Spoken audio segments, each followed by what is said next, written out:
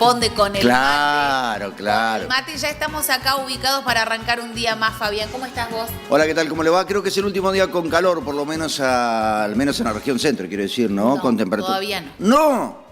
No sea Hasta mala. el domingo. Bueno, Fabián, vos te adelantás. No hasta sea el mala. domingo que no llueva y que baje la temperatura a 25 grados aproximadamente, región centro. Digamos que el sábado vamos a tener Sí, todavía una temperaturas por encima de los 30. Por encima de los 30, aunque ya ha llegado el otoño. El equinoccio en realidad... ¿El qué? El equinoccio. Ah, está bien. El equinoccio, yo te cuento, porque es cuando el sol sale. No, está bien, así está bien, como está bien. Ilústreme. bien, por el este, porque sabemos que el sol sale por el este y se esconde por el oeste, pero Exacto. nunca sale por el mismo lugar, pero es como en línea recta, que sale por el este y por la misma línea Exacto. se esconde en el oeste, entonces ahí dura lo mismo el día que la noche. Ah, mira vos. Bueno, pero esto sucedió ayer en realidad. Un fenómeno. Sí, es equinoccio, tanto el de otoño como el de primavera, Mira ¿no? vos. En este hemisferio empieza el otoño, en el hemisferio, o sea, el hemisferio sur empieza el otoño, en el hemisferio norte empieza la primavera. Exacto. ¿No? Entonces, ayer fue que duró lo mismo la noche que el día. Entonces, oficialmente, científicamente, el otoño es como que llegó ayer. Nosotros hoy le damos la bienvenida y todo lo demás, pero oficialmente fue ayer. Hoy la gente seguramente ya le va a dar por redes sociales y otro se va a hablar del otoño, de las hojitas secas y todas estas cuestiones, pero la temperatura sigue alta igual, Fabián. Sí, sigue alta, sigue elevada para esta época del año, pero creo que nos estamos acostumbrando a este cambio climático que muchos líderes mundiales, ¿no? Desconocen. La verdad que no reconocer que hay un cambio en el clima, en el tiempo, un deshielo, deforestación y demás, me parece una necesidad. Y que hay que tomar cartas en el asunto, obviamente que hay que hacerlo. De hecho, el agro ya lo está haciendo con las BPA, buenas prácticas agrícolas, aunque hay gente que no tiene consideración y sigue deforestando en lugares que no corresponde. Un gran saludo a la gente de la filial de La Roque, de Federación Agraria de la provincia de Entre Ríos, que anoche nos invitaron para estar en una charla, pero bueno, por razones laborales no pudimos estar. Es la cuarta charla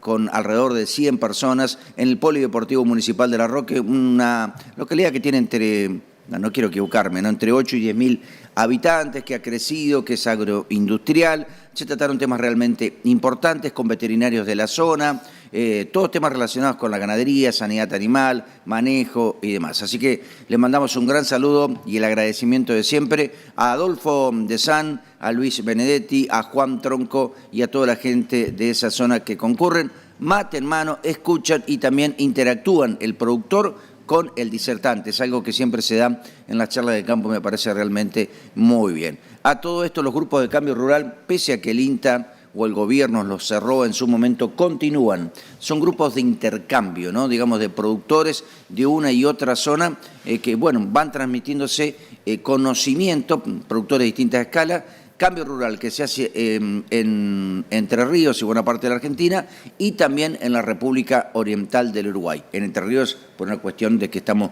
muy cerca, no es cruzar el charco y nada más pagar el peaje y punto. Se agrava la crisis en Vicentín y advierten que peligran más de 1.000 puestos de trabajo. La cerealera no logró obtener la homologación del plan de pago presentado en el 2022 y responsabiliza a la justicia. Se retrasó el pago de los sueldos de febrero, algo que no ocurría desde que ingresó al default.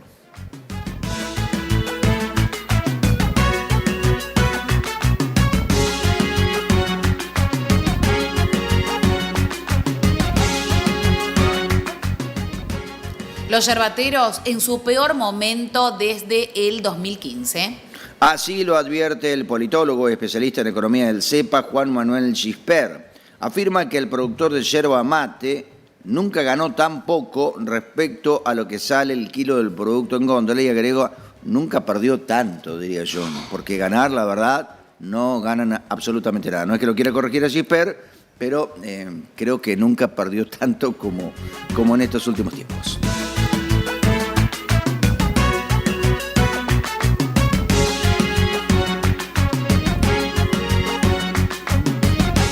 El este santiagueño en alerta por la sequía. Hay campos que perdieron el 100% de lo sembrado.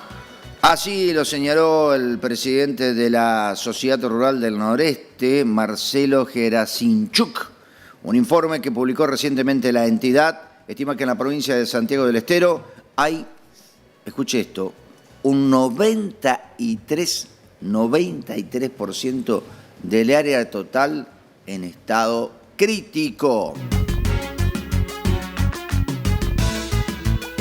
Bueno, Fabián, ahora sí que ya tenemos el mate andando, ¿no? Funcionando de 10. Espectacular. 11 puntos. Siempre digo, el primer matecito del día es el que nos define te levanta. el humor todo el día. Por eso preparen buenos mates para tener buen humor. La gente que no toma mate la mañana tiene mal humor, yo ya lo sé. Sí, ya sé, lo pero, vivo a diario. ¿Y qué cosa? ¿No te pone dulce un mate amargo? En fin.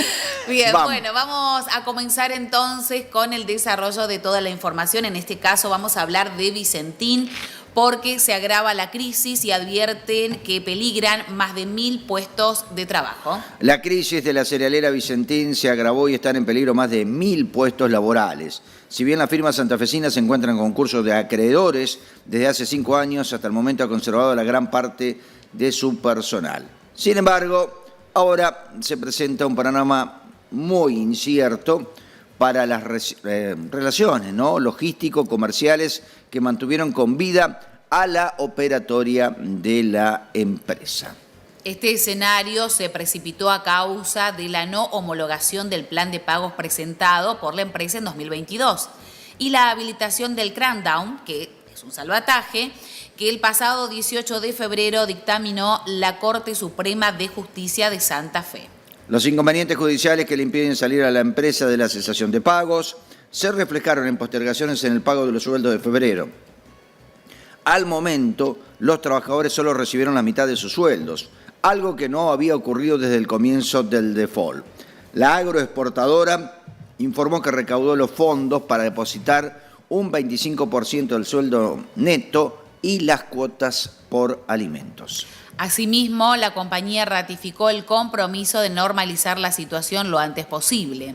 Necesitamos trabajar para poder cumplir con nuestras obligaciones. Por tanto, es esencial que las actividades se normalicen lo antes posible. De lo contrario, estaremos atentando contra la posibilidad de regularizar el giro de la sociedad. Los sindicalistas señalaron ante el magistrado que la situación financiera de la empresa no se debe tanto a la indefinición de su concurso, sino al gerenciamiento poco eficiente y poco transparente en el manejo de los fondos. Luego de eso, Vicentín salió al cruce. Estanislao Bougain, director independiente de la compañía concursada, enfatizó que es crucial diferenciar entre los contratos definitivos para la operatoria futura y los contratos a fazón que mantuvieron la actividad durante 5 años. Vicentín ya apunta a que la Corte Suprema de Justicia de la Nación, con la presentación de un recurso extraordinario que está en trámite en la justicia santafesina. En caso de que ésta no decida enviar el caso a la Corte Nacional, Vicentín irá en queja para que esta última intervenga, concluyó Bougain. Bueno, Fabián, nos vamos desde Vicentín hasta el conflicto de los yerbateros porque están en su peor momento desde 2015. La desregulación del mercado yerbatero, impulsado por medio del decreto de necesidad y urgencia, los famosos DNU, número 70/23 en el gobierno del presidente Milei, está provocando una fuerte transferencia de riqueza desde el productor de yerba en favor de las cadenas comercializadoras, que son 5 compañías que manejan casi el 80% de la comercialización de yerba mate en Argentina, señaló el profesional. En este contexto, subraya que eso genera un incentivo muy fuerte a la producción para la exportación y un precio muy alto de la yerba mate, al tiempo que no se puede regular el precio que se le paga al productor por kilo de yerba. En esta línea, Gisper explicó que el fenómeno de esta política frente al de la yerba mate está produciendo un contexto de retracción del consumo interno, de caída de la venta, y está pasando que la industria termina pagándole cada vez menos al productor. Entonces, la participación del productor en el precio total de la venta es cada vez más bajo. Estamos en el peor momento de la serie histórica, es decir, en los últimos 10 años nunca ganó tan poco el productor respecto a lo que sale el kilo de yerba mate en góndola del supermercado, advirtió esto Gispert, en un portal de noticias. Así es, este tipo de producción de la yerba mate, como también sucede en Mendoza, con la vitivinicultura está muy atomizada, lo cual es positivo porque genera que muchas personas puedan arraigarse en su tierra, quedarse bien en sus pueblos y trabajar de la tierra propio. Pero esta política de desregulación y permitir que las grandes industrias tiren al piso al productor y los lleven a la quiebra genera un problema sociológico y social en la provincia, fundamentó Gispert. Nos vamos ahora para Santiago del Estero porque allí en el este, justamente en el este de Santiago, están en alerta por la sequía y campos que perdieron el 100% de los sembrados. La sequía en el este santiagueño y en el Chaco, la imagen es muy, pero muy elocuente, no da tregua. Más que las cifras, hay un dato que lo grafica con claridad. El departamento de Moreno, que es el tercer productor a nivel nacional de maíz, tiene prácticamente todas sus hectáreas comprometidas. Y ya hay productores que aseguran haber perdido toda su cosecha. Y viendo esta foto, ni siquiera van a pasar la máquina, porque les sale más caro pasar la máquina que recolectar la nada misma. Bueno, así lo señaló el presidente de la Sociedad Rural del Noreste, Marcelo Eraimchuk. Un informe que publicó recientemente la entidad estima que en Santiago del Estero hay 1,8 millones de hectáreas en la categoría de sequía, que es alto, por supuesto, esto está dentro de esta categoría alta, y 3 millones de hectáreas en severo, es decir, un 93% del área total está en estado crítico. El departamento de Moreno, junto a Alberdi, Copo, Figueroa y Juan Felipe Ibarra, fue uno de los más afectados. Sin ir más lejos, aseguró, era Simchuk. La ciudad cabecera, que es Quimilí, está entre las que menos precipitaciones recibieron en el último trimestre, junto a Monte Quemado.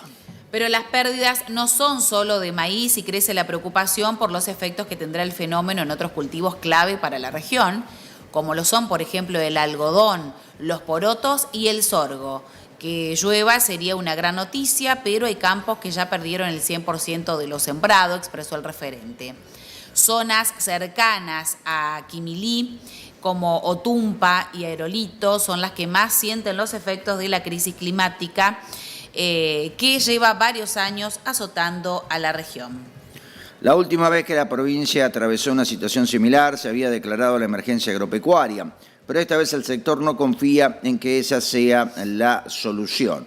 Es solo un gesto, deslizó el ruralista, que prefiere hablar de herramientas financieras, lo que hablábamos recién, ¿no? Como créditos en dólares a baja tasa y de la baja de retenciones. El Estado Nacional se llevó 8 cosechas en 24 años, lamentó. Bien, bueno, vamos a continuar ahora hablando sobre maní, cerdo y tabaco, las producciones mejor paradas en el actual contexto agroeconómico. Coninagro, que agrupa a las cooperativas, dio a conocer el reporte de marzo de las economías regionales argentinas, que incluye a casi 20 producciones que se trabajan a lo largo y ancho del territorio nacional. Este índice, que surge del análisis realizado durante el mes de enero del 2025, busca simplificar la complejidad y heterogeneidad de la producción en el campo hacia una herramienta visual de análisis.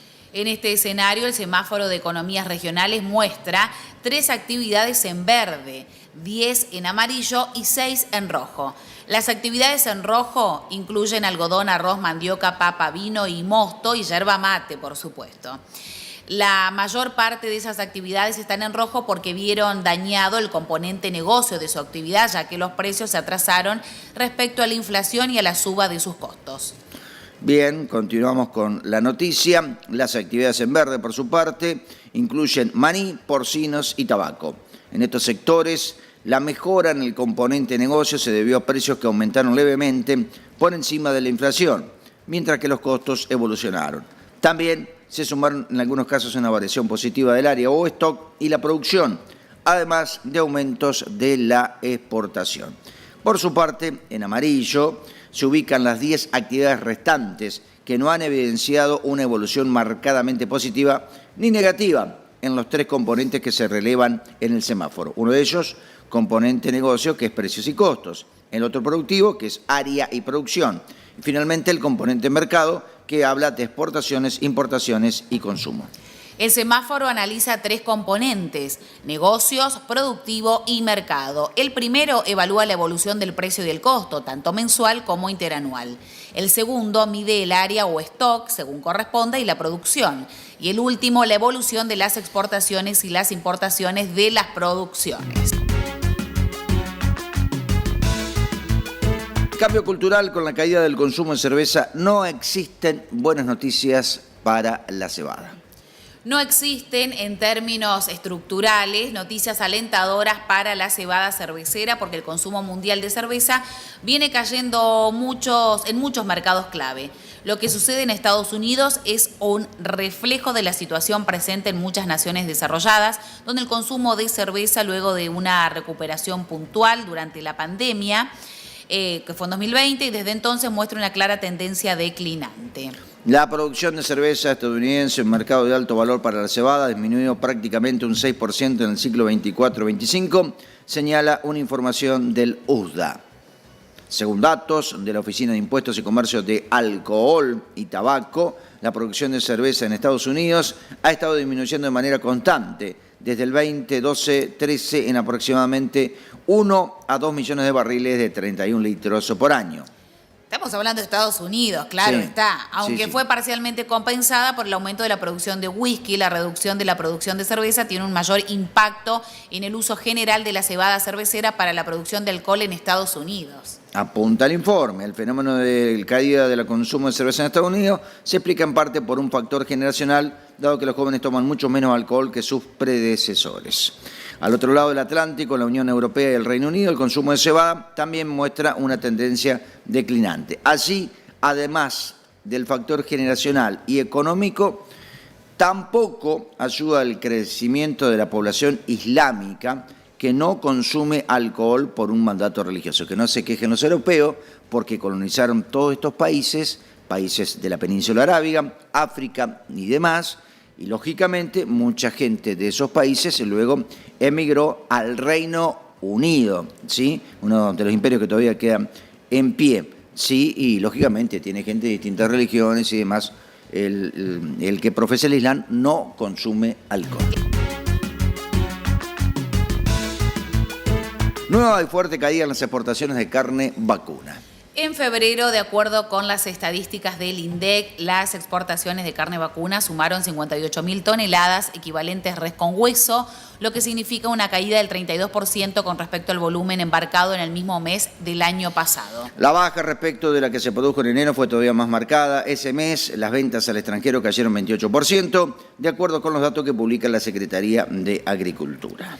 Diferentes empresarios dijeron que el encarecimiento de la materia prima en pesos, consecuencia del faltante de oferta, y también en dólares debido al retraso del tipo de cambio respecto de la inflación, complicaron un negocio que recién en las últimas semanas comenzó a tener mejoras de precios. El analista Víctor Torelli señaló que la rentabilidad de la industria es muy finita en el mejor de los casos. Los precios comenzaron a mejorar y eso de alguna manera mitiga la situación. El consultor explicó que los valores de la cuota Hilton son buenos, superan los $16.000 la tonelada, y también están aumentando los de la carne que va a China, por la que se paga $5.000 la tonelada en promedio y con tendencia ascendente. Pero a pesar de las mejoras, los costos industriales son altos y entre la menor oferta de Hacienda y la magra o nula rentabilidad este año, lamentablemente bajarán las exportaciones. El especialista estimó que este año las exportaciones de carne caerán entre 100 y 150.000 toneladas, luego del récord del año pasado, cuando superaron las 900.000 toneladas con hueso.